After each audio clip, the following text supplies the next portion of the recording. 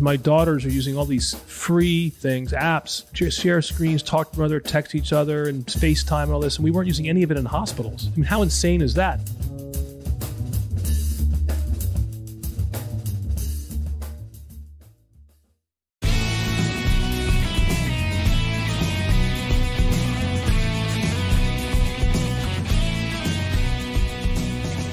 From Offscript Media, I am Matthew Zachary, and this is Out of Patience. Welcome to part 2 of my conversation with Dr. David Langer, chairman of the Department of Neurosurgery at Lenox Hill, co-founder of Playback Health, and rock star of the critically acclaimed Netflix series Lenox Hill. If you've listened to part 1, and I hope you did, because it'd be weird if you didn't, there's such a richness into David's humanity and his approach to medicine beyond the biology of the patient, the caregiver, and their loved ones. In this episode, we're going to dive a little deeper into David's passions of the digital health tech sector with his startup, Playback Health, which is literally putting humanity back into the doctor-patient relationship. You know, I've seen a ton of, quote, innovation in my time, but this is real and it's amazing. And you can check out Playback Health online at playbackhealth.com. But there's a much deeper dive into the Netflix series, his newfound notoriety and adoration. David does not think of himself as a celebrity, but to the thousands of lives he's changed for the better, perhaps he's more of a superhero. With that, enjoy part 2, the exciting conclusion of my 2-part episode with the one and only Dr. David Langer.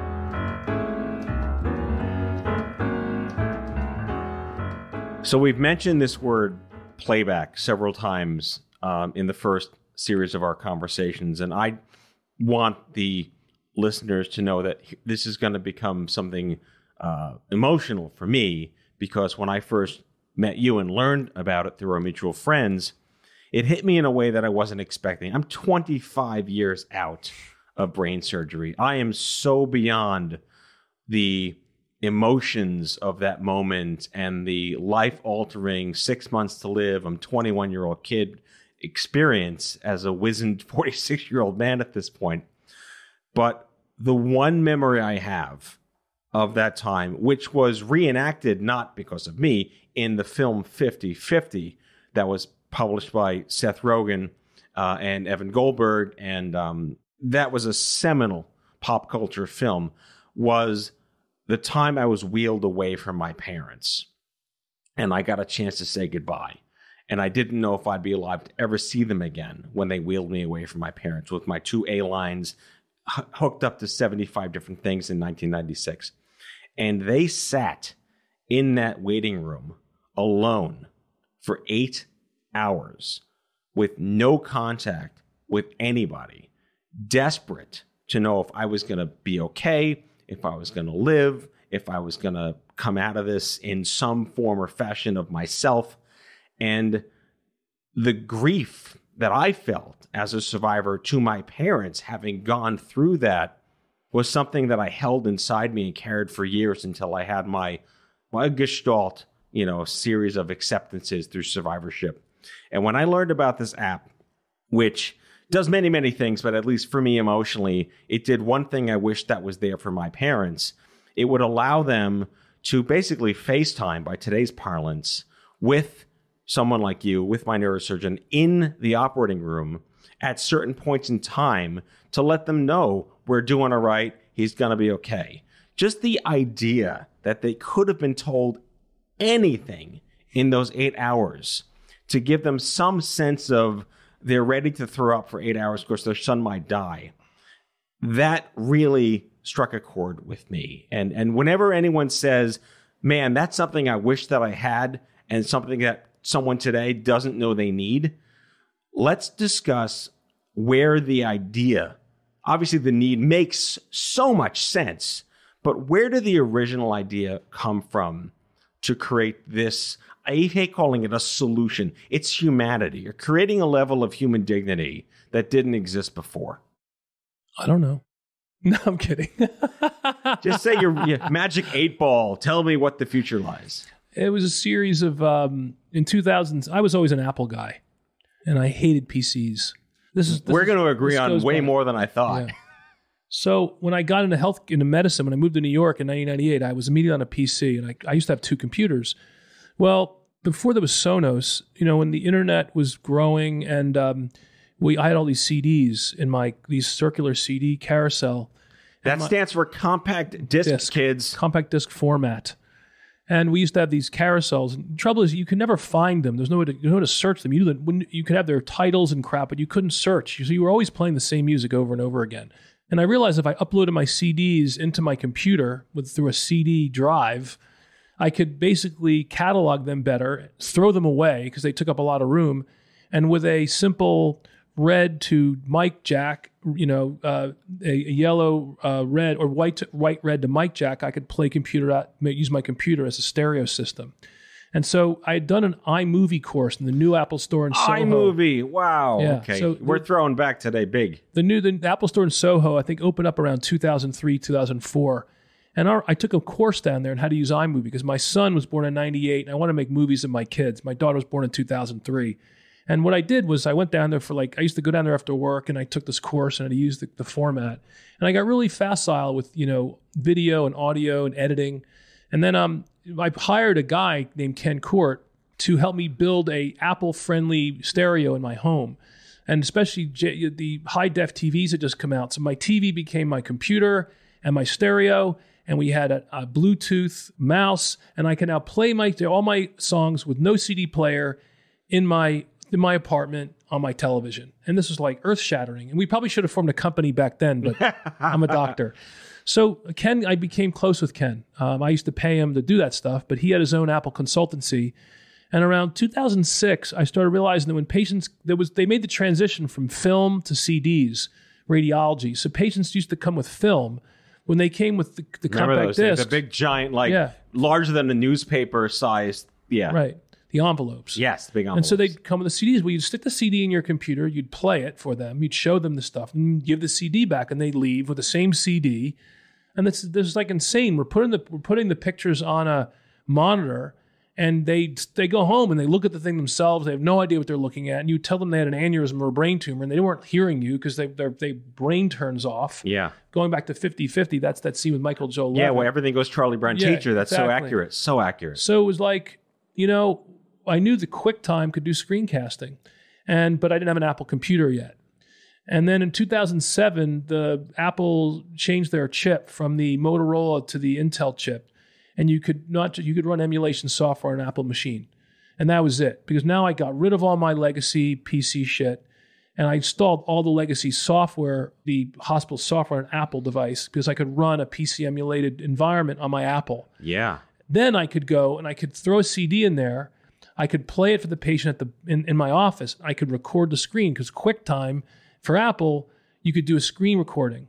And then what I would do is that's like a hack within a hack. Well, that's even worse because they were huge files. There was no way to get them to the patient. Mm-hmm. You could put them in a little USB, but then you had to have those. So we were burning CDs and giving them back, and that took like 10 minutes to burn a CD. Remember those days? So we did that for a while. It worked very, very well, but it wasn't scalable. I showed it to the hospital. They said, "How are we going to make money off it?" Which is like everything else. Screw empathy. How are we going to make money off it? That's all they care about. I said, "I don't know how to make money off it. This was the right thing to do." And so it morphed into podcast. We had Podcast Producer, which was was in the Apple iOS at the time. And Podcast Producer basically was what it did is you can make a movie on your desktop, and it would immediately transcode that data into different formats on a server. If you had to buy your own server, and then it would spit it out based on whether you're looking at an iPhone or a PC or a Mac. And we used Podcast Producer for a while. And we generated all these cool color coded things, or when you like an iMovie, when you make the background, it had Roosevelt Neurosurgery, Dr. David Langer, and the date, and would open up, and it's like like a movie. It would open up, and then they'd see their video. What we had to do though is we had to create a tiny URL and send patients an email by hand, and they would hit the tiny URL just like YouTube, and they'd download the. This is MacGyver level stuff that should not have had to be. But we knew that first of all, mobility was in its infancy. There was no cloud yet. And patient experience was still... And no broadband at the home. No. And the whole concept of empathy and patient experience in hospitals was yet to be discovered, which says it all. Yeah. So North Shore recruited me in 2010, and I told them I wasn't going to go without Ken, that I saw this as a huge potentially impactful thing we could do. And Ken was making good money working for himself, so I had to convince them to pay him, a decent amount of money. And so but I said I wasn't coming unless he was recruited.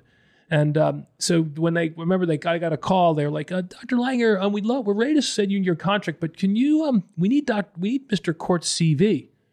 I was like, he didn't give you a CV? No, we've been calling him, we've been unable to get it. So I called Ken, I'm like, Ken, we need your CV. He goes, I don't have one. I go, why not? He goes, I never made one.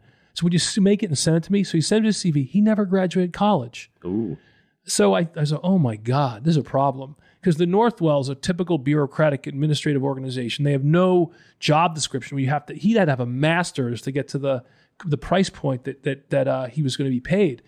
So they said, we can't hire him. I'm like, why not? They go, well, he doesn't have a master's degree. I was like, I don't care. I'm not coming unless you hire him. So, well, can't do it like that. Davis, listen, did Bill Gates graduate college? Did Steve Jobs graduate college? The answer is no. And so they kind of weakened. I said, if you don't have people like this in healthcare, you're never going to make changes because you keep recruiting the same old people. And they did it. So Ken comes. Was that like the first time ever that happened? I don't think it's ever happened again. The grand cave of all things. Yeah. I don't think it's ever happened again. Kudos for that. We brought our server with us. We got it installed in the data center. We started using Podcast Producer. And then the next epiphany was how bad the discharge was. So I was making videos in the office, but it's hard to make a company just by making office videos because doctors are really busy. And if who's going to sit down and do this? I'm crazy, right? But the vast majority of surgeons or anybody's not going to sit there making videos for their pay, although it's really easy to do in our workflow now. So I realized that I hated the discharge process. The discharge was terrible. That you'd usually have some nurse who knows nothing about your diagnosis or your treatment going over some instructions that get popped out of the EMR, which is the electronic medical record, and you're given a piece of paper that you lose when you go home, and all the questions that you asked the nurse you forgot, or if your family who's actually required to take care of you when you go home isn't there, they weren't here to hear the discharge. That's why people go home and freak out. And so I started recording them. And so I would make a video of the discharge instructions where I'd go over exactly what your diagnosis the explainer video you didn't know you needed. Yeah. And then Cleveland Clinic heard about us, and they had a ventures group, and they liked the idea of a video discharge. This is now, we're in about 2012, 2013. And then in 2013, I got recruited to go to Lenox. And this was my chance because there was no legacy there, and it was zero, and I knew I had Ken, and we knew we had a great idea. And now we had a brand new department to blow this up in the department. And so we did a lot of really creative things with IT in Lenox. It's one of the reasons why we've been successful. But this gradually morphed and got better and better and better. We renamed it. It was called MedQuarius. Then it was Goat Rodeo Company. And then finally, around 3 years ago, now we've got a new good thing that happened was that the mobility is on an all-time high. I mean, 90% of Americans are going to have smart devices within the next 2 years. The cloud became ubiquitous, and patient experience became important to healthcare after the Affordable Care Act. But also, the emergence of the digital health Silicon Valley universe was reaching a peak. That came after us. Right. That was that started in 05, 6, 7.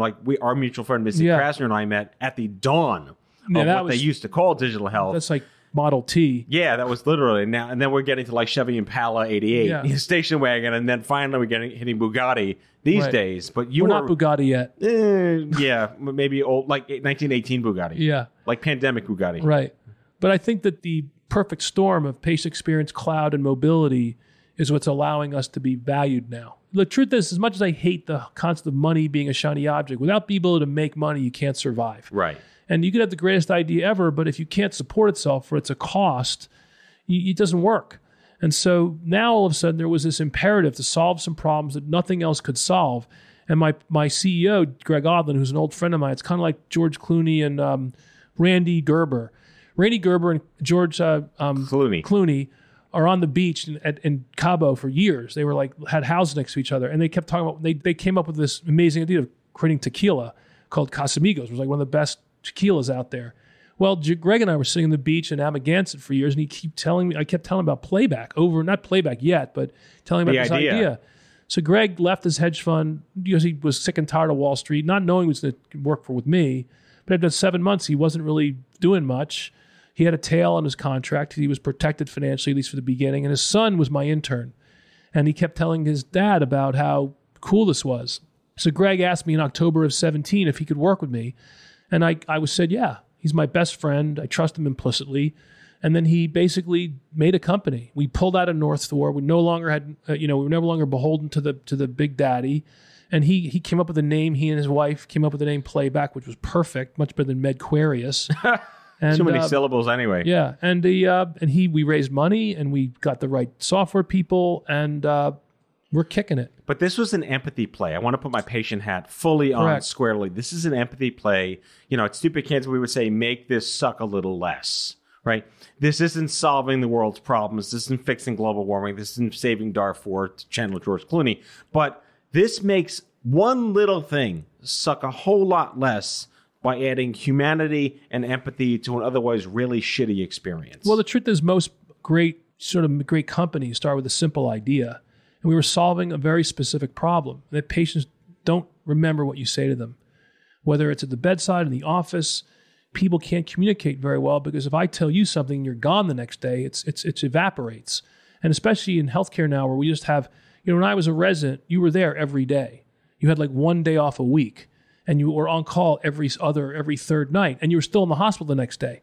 Well, all the new residency regulations, number one, if you're on call the night, you go home the next day, so you're not even there. And if you weren't there that day, then when you come the next day, no matter how smart you are, you can never remember anything because you weren't there. So by recording it and making it easily available to the patient care team, by recording it and making it easily available to the patient and their family members and the care providers when they go home, you memorialize moments. You basically allow transitions of care and information to be exchanged and remembered more easily and shared. And now with mobility, and it's kind of like Instagram or Facebook for healthcare, except instead of having a friend, the patient is the friend and everybody's built around them. And there can be chapters or information that's only shared by the friends, like talking behind the person's back.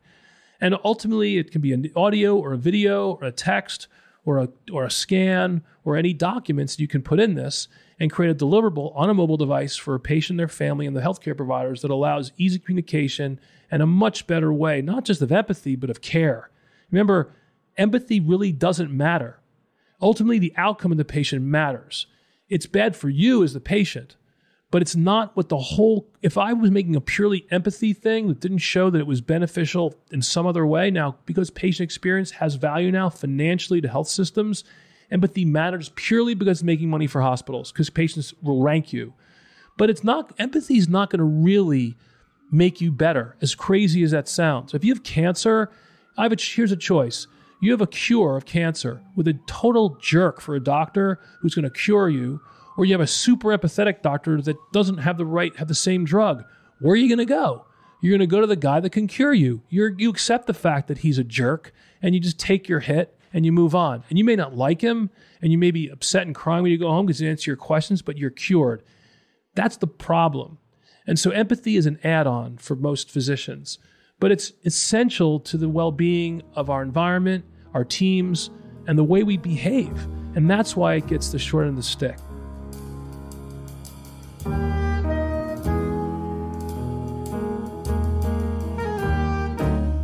Back with our guest after the break.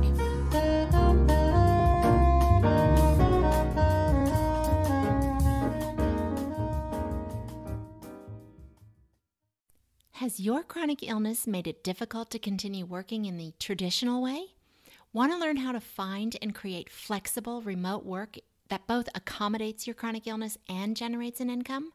Join the Patients Getting Paid membership, a community of chronicpreneurs where people just like you find workshops and trainings, weekly updated condition-specific gigs, twice monthly coaching calls, co-workings, accountability, and the kindest community to support you on your path to make money while working from anywhere and taking good care of yourself. Learn more or join us at patientsgettingpaid.com.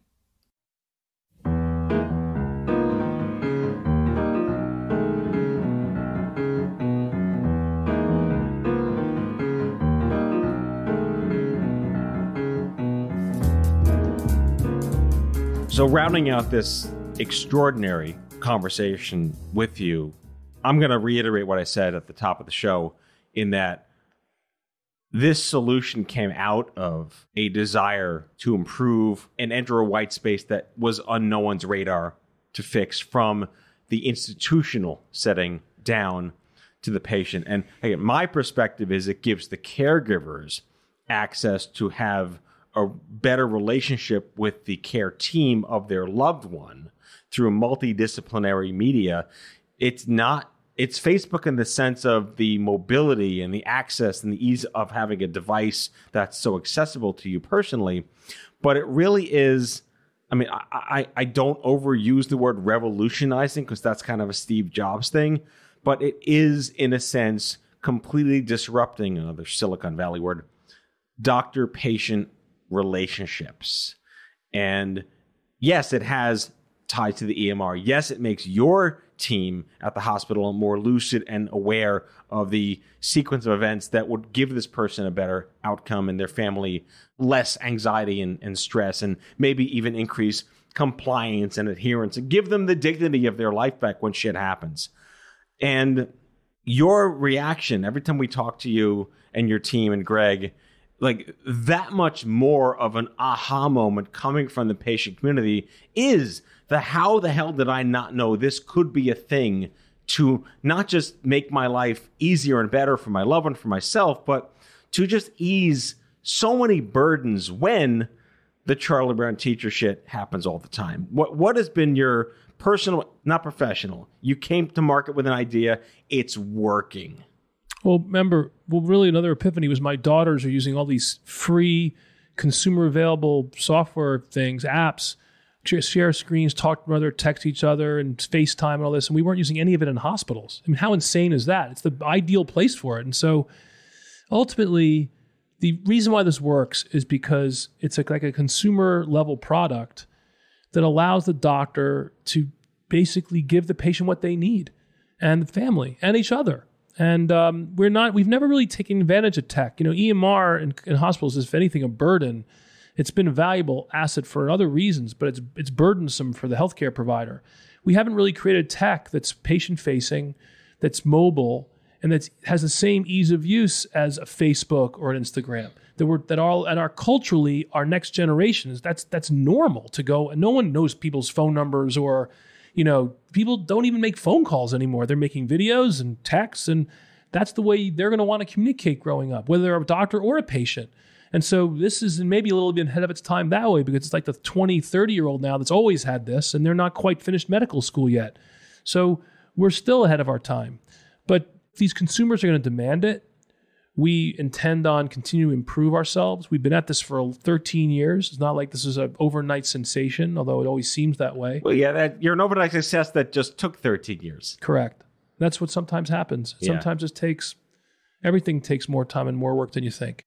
Let's talk about Netflix. And I think what's unique about not just another Netflix show, I would imagine under other circumstances, a quote-unquote doctor that isn't you, a quote-unquote egomaniacal, God-complex doctor, would chomp at the bit to be celebrityized by accident by Netflix. You're coming at this from a place of like authentic humility and empathy in your practice. What was it like to be recognized? I mean, cameras showing up and editors and producers, like Hollywood comes calling for all the right reasons. And then you're now in this grand spotlight. And the show, we're going to plug the show, of course, because I've seen it and it's amazing. And it is everything that I wished that I had, being treated like a piece of meat. My parents treated like a piece of meat in the 90s. This is the way it kind of should be. And it's like the ebb tide. It's revealing what all the crap under the ocean that we haven't noticed yet. Let's work backwards. Celebrity isn't really that great. It's interesting sampling this as, really as an outsider. I'm not a celebrity. I'm a doctor. Uncle-lebrity? Maybe. But I'm still a physician. And I think that, I'm not going to lie to you. The idea of celebrity is really, really great. Like, oh my God, people are going to recognize me. That's so exciting. Or I'm going to be asked to do a podcast, or I'm going to be on Johnny Carson, or, whatever. Rip Johnny Carson. But first of all, COVID put a big damp on the opportunities, even ahead of time when they were planning. Netflix was planning like a gala thing and a red carpet thing, and our health system was going to have a thing at Madison Square Garden Theater, and we were going to be trotted out and and waving at people, and it sounded exciting. Well, it all got shut down. All that stuff gone, and I was disappointed because that's the fun part. All the hard work we put in that, but that's the fun part. But in the end, you know what? I realized being recognized in the street, people see you through their own eyes. They don't know who you are. Now, they know a lot more about me because that's who I am. I'm not acting. Right. In fact, the beauty of this is I really developed an incredible respect for actors, which I hadn't had before. Because I realized that when I saw the show, it's a persona they made about me. They made fiction out of nonfiction, whereas with an actor, they're making nonfiction out of fiction, like Grey's Anatomy. Yeah. And so in the end, it's a privilege, and it's you're basically able to make a message, and you're able to deliver. I was delivering who I was, and I was able to transfer to the world, what we do every day and how I think. That's a profound opportunity and incredibly humbling. And in fact, what's been so valuable for me, that the celebrity stuff it's not that great. I'll tell you right now, my daughter watched the show. She started to cry the first time she saw it because she didn't see me that way. She saw me as dad in Grey's Anatomy, not dad as Dr. Dad, and that I'm actually really serious at work and I have issues. And it's not easy all the time. And so that reaction, I realized, was what celebrities must go through. Like if you have a bad show or your part isn't who you are, or you're just waiting for the next part. Imagine how difficult, or a critic says you suck. The rejection factors, yeah. I mean, you got to deal with your kids and their friends and what they say about them. And the beauty of this was it was just me. Whether people liked it or not didn't make a difference. People turned out to like it a lot. But it released from me some of the inherent self-doubt that I was doing the right thing. And But you really had doubt all these years? Only because no one ever made it seem like it was important. It's like the same thing. It's like empathy. You can't make money doing it. And since everybody's trying to make money, and that's what's important is your title and how many cases you're doing and how many papers you've written. That's how you get feedback, what freaking society you're in and what committee you're on, right. Which never really sat well with me anyway. But, I'm not going to lie to you. I did some gold star things along the way. You had to get these kinds of jobs. But in the end, it just released me from that. And the truth is there's been a relative recognition of the importance of this. And it's come because of the public sees it for what it is. I'm not acting. It's who I really am. And when I see someone in the street and they say, "Are you the guy just walking over here? Hey, great show. Thank you." It's nice. I'm not going to lie to you. It's fun. But doesn't change your life. No. If that's what you're looking for, it doesn't get you anything. It doesn't make you happier. It doesn't make you smarter. It doesn't make you have to work any less. It's a nice thing. I'm happy to take a picture or a selfie with somebody or send somebody a video. But I'm kind of like, I really don't need it. I'm glad I didn't do all that red carpet stuff. I don't need it for that. And in the end, what really was the most impactful thing, I've always been comfortable with myself. I'm very self-confident, but I'm at a different level now. I really can't explain it. It's remarkable. And has to do with the way I'm filtering this and using it for the right reasons and not trying to make money off it or, go use this for some other reason other than because it's really a reflection of the way I feel and the way I behave. So the eager young minds of tomorrow, the pre-nurses, the pre-meds, the current residents, interns, fellows in their 20s, maybe early 30s are going to watch this documentary. What do you want them to take away from this that might be missing in their lives? What white space is this filling? Hopefully not, I can be a Netflix star, but hopefully what is it you're passing down to the next generation? Well, the Netflix thing is a one-off. I mean, it's going to be very hard to see how this could happen again. Even if they do a second season, I'm really concerned. I don't even necessarily want to do it. I mean, I'll do it because I think it'd be a nice thing to do, but I just don't think it's going to have the same impact with COVID and Black Lives Matter and where healthcare is right now. It's like another perfect storm almost. You can't look at this as kind of your goal. If it was total luck. I'm going into medicine to be a TV star. And so that's number one. Number two, what I was hoping would happen, the reason why we did it, the epiphany of doing this to begin with, and the reason why the general thesis statement to do this to begin with, is that I had just felt that healthcare in general have done a terrible job at marketing itself. They are afraid. They're afraid to let people in. That's because a lot of people are doing bad things. And I knew we were legit, and I had nothing to hide. That was us. But many places aren't like that. There's a lot of stuff that's being done inappropriately and infighting, and our department just happened to be perfect for this because of our culture. Number one. Number two, I also wanted to show that we're doing good things. We're not always perfect. We're not always what they think we're supposed to be. And most people do well. But I think it's when my kids were growing up and, see what they look up to, whether it's, some YouTube star or the Kardashians or an athlete or a musician, which take nothing away from them. They're very talented. Well, in reality, people, you can make that decision. They certainly they're talented to market themselves. But if you're famous for being famous, you're not worth anything. Well, they're beholden to the things that I don't find interesting. Like the fact that people are saying hello to me doesn't really matter, but that's what that is. It's just it's just to 3 orders of magnitude. That's all that really is. Right. And if living like that's horrible, because how do you scale that? And what if it doesn't work? And then you have to work with social media and getting it and how many likes you have. And it's terrible. Yeah. What a terrible way to live. But in the end, that's what this was. It was just let people in to see what you could, so a young person would consider doing this someday. That they would say, you know what? I want to be like that. That's a good thing to do with my life. That was the reason why we did the show.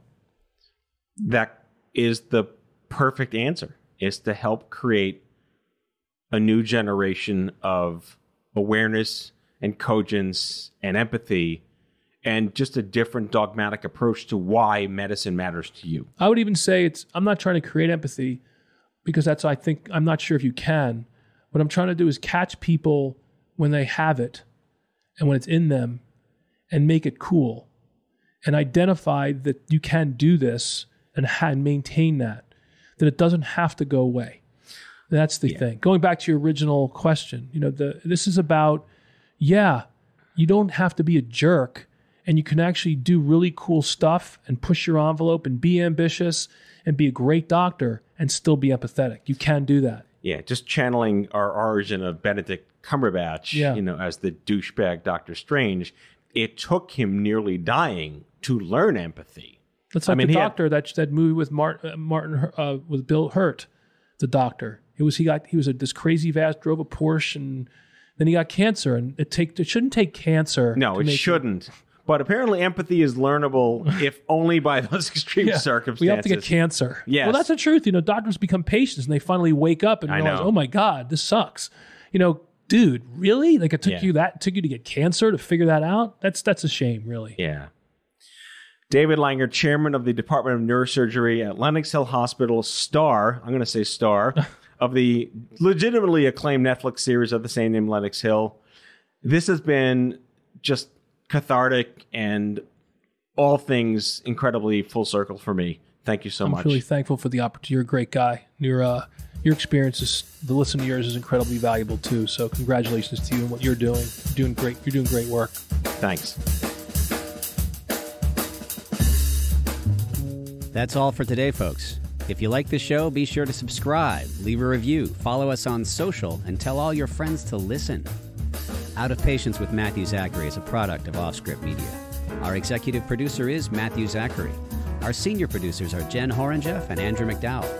Darren Tunn is our production intern. It is recorded, mixed, and edited by Matthew Zachary. Our theme music is by the Mike Van Allen Quintet and by Mara. For advertising and media inquiries, email media@offscript.com. Hit us up at contact@offscript.com to share comments, feedback, and make guest recommendations. For more information, visit offscript.com.